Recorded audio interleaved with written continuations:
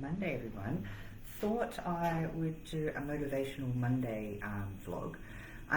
So if any of you caught my free webinars on willpower and whipping discipline butt, then you may recall that I talked about some ways to set yourself up for success to either leverage your willpower, your energy levels, or circumvent derailers, right? When we want to stay on track with our fitness and nutrition goals. Sometimes though, obviously, it doesn't matter what we do, our best laid plans and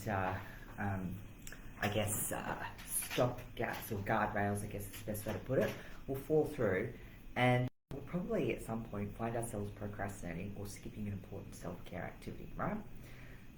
And so I thought today I would talk about some thoughts to help you kind of unpack or overcome this stumbling block, right?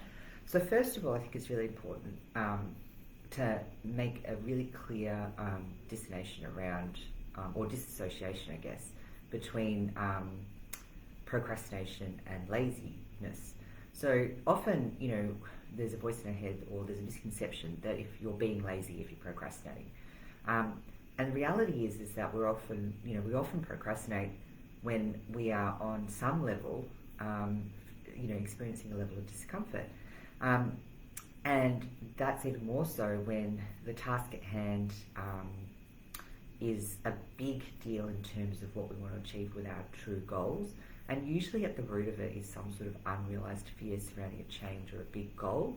And so what you might notice is that inner voice inside your head will start to tell you that you're tired, or that you can, go to the gym later, for example, or just sit down, have a cup of tea, and think about if you want to go for a walk later, and so on. Or you'll suddenly start to feel physically exhausted, like you just can't muster up the energy, and the thought of going to the gym or going for a walk is just too much and overwhelming, right? And you might also know as well that when you're trying to even trying to build some self-awareness, to sit there and go, okay, well, what am I really feeling here? You don't even feel like you have the energy to kind of even lean into that, right? And if we use an example, of exercising, these sorts of things will start to happen, right? So, for example, you'll keep delaying going for a walk or going to the gym, saying that you can do it later, and then you end up skipping the activity altogether because you've run out of time. Now, true confession here as well, sometimes, with the amount of things that I have to get done, like I prioritise and I protect the space around my resistance training, and then because I've got so many other balls, I guess, I'm trying to juggle, my cardio in off-season is relaxed a little bit, and I try and fit that in around activities, but because it's no longer protected, sometimes it gets missed, and I have to make up that time another time. And sometimes what I'll find is that if I'm really focused on getting a work task done, or, I might find myself dragging on meetings or dragging on finishing on a task, and kind of avoiding going outside. Also, the weather hasn't been great lately, right? And then suddenly, next minute, it's 8 p.m. at night, and I'm probably not going to go for a walk around the block. The other thing that might happen as well is you might end up dragging yourself to the gym, but you find yourself unable to get your head in the game. And then you'll hear a voice that says to you, oh, maybe we'll just train something easy today. So maybe let's just do some arms or calves or abs, or something that's probably not going to be bang for buck in terms of your workout, right? And then you might hear another voice going, yeah, but I'm still sore from the other day. My back's a little sore, or doesn't feel right, or my chest is sore, or my legs are really sore, or I just don't have the energy to do that, right? Or you've got to get it done anyway, and you'll take absolutely forever warming up and just can't seem to get your head in the game, your body fired up, you're like yawning, kind of dopey, really dragging your feet, and it feels really hard, or the thought of having to do a big lift, you kind of just sort of avoid it, or just go through the motions a little bit and start doing other things. So I guess the first thing to realise is that this is completely normal. And so, for example, I've been struggling on some days, and I've been doing this deliberately, right? So I've added in some extra sessions, and one of my days involves doing 2 big leg sessions in one day. So I do like heavy squats in the morning, and then I come back in the afternoon and do like a volume session with giant sets, but still compounds, right? Obviously not going ridiculous weights.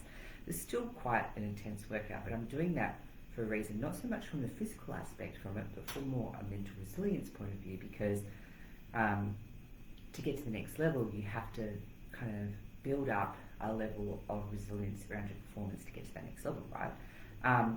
And anyway, that procrastination hits really hard, and my body's physically tired. I really don't want to do it. But there are a couple of tricks that we can do to kind of get over that, and I'll share with you some of those in just a minute. But anyway, what I want to say is that it's normal to experience these levels of procrastination. It happens to everyone. You have dips in motivation, and it's not just about white knuckling through, right? And it's important to understand sort of the reasons behind this as well, right? So sometimes it's because deep down we know we're still developing our skills in certain areas. If you're making a change or trying to get to that next level of performance, then you're going to suck again for a bit, right? And you're only just kind of going to be okay at it until you start to master it or get better at it, right? And the thing is no one likes just doing things that are just okay. And for the most part, and especially when we're trying our best, and it feels kind of beneath us a little bit, and that's our ego trying to protect us, or it makes us feel like we're being judged by others because we don't look like we know what we're doing, right? And so the key thing here, before I go on to the tips and tricks, is to remember that the main obstacle between who you are and who you could become or could be is courage. And obviously, when I talked about fear, so obviously we need the courage to overcome the fear and get through it, right? So how do we draw up that little bit of courage that we need to break that procrastination? Well, here are a couple of circuit breakers that I've used or used with some of my clients as well. So, for example, for me, if you're struggling to do a walk, say, for example, at the end of the day, you're getting some cardio or just a nice way to finish off, then the trick is just to put on your shoes anyway, grab your earbuds and head to the letterbox. And what you'll find is that if the weather's nice enough and you're finally outside of the house and you've kind of gotten out of your head a little bit, you might just have another thought that says, oh, what if I just check the mail? What if I just go around the block once and then check the mail on the way back? And then once you're on the walk, within about 5 minutes, you'll probably find, oh, actually, I'm glad I did this, and you'll just keep going, right? So that's one way. 2, if you're at the gym and you find yourself talking yourself out of a decent workout or your planned workout, so for example, if you've got a split training regime where you might work 1 or 2 body parts or 3 body parts in a workout, or upper body split, upper lower split or whatever, then instead what you can do is choose a compound movement, so something like maybe a deadlift, for example, or a bench press or a bent over row or something big, right? And even like a big machine movement as well that works a lot of muscles, so like a big rowing machine or something like that. And what you can do is the quickest way to kind of just get out of that and just get into it is to choose to drop the weight and then just say, I'm only going to do 1 set of this giant movement, right? But it's got to be like a pyramid or an uploading set without any rest. So you're doing basically a lot of reps, and what you're doing is you start at a very lightweight and you do like a high volume of reps, and then straight away you add weight, and then you do less reps, and you keep doing that for a period of time. And by the time you've done that 1 set, because you're only going to do 1 set, but mind you, it's anywhere between 30 and 50 reps, chances are you'll be pretty warmed up, fired, and ready to go. And any conversation that you had about let's just do arms will probably be out the window. Plus, a big compound movement, the reason I say that is you get more blood through the body. Once you've got all that happening, everything's firing, you'll be ready to go. If you start doing the little pissy little, excuse my language, arm curls, you're probably going to sit there at a pretty relaxed pace throughout the workout and not get as much as if you had the same intensity.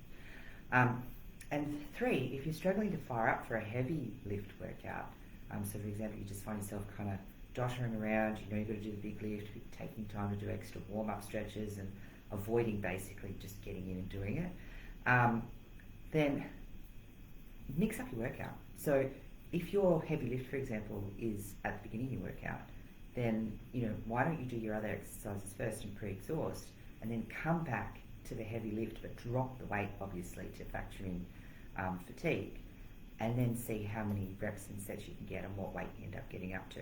What you find as well is you might come back stronger the next week, because essentially when you're really warmed up, you'll be surprised at how much you can actually lift towards the end of the workout, and then obviously when you hit it fresh the next week, you might find that you actually go through to a higher level of strength.